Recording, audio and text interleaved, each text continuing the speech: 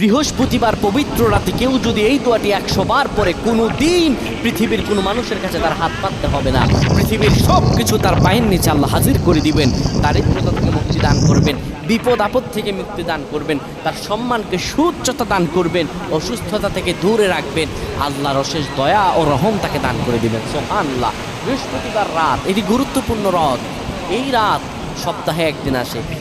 আরবিতে রাত আগে আসে, দিন পরে আসে। সুতরাং বৃহস্পতিবারের যে দিন গিয়ে রাত, এটি বৃহস্পতিবার রাত নয়, এটি শুক্রবারের রাত, এটি জুমাবারের রাত, এটি দোয়া কবুলের রাত, আল্লাহর কাছাকাছি হওয়ার রাত। সুবহানাল্লাহ।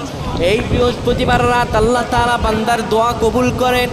কেউ যদি বৃহস্পতিবার রাতে ঈশা নামাজের পরে পবিত্র হয়ে ইয়া হাইয়ু ইয়া হাইয়ু ইয়া হাইয়ু ইয়া রফিয়ু ইয়া রফিয়ু ইয়া রফিয়ু এই দোয়াগুলো করতে পারে 100 বার, আল্লাহ রাব্বুল আলামিন তার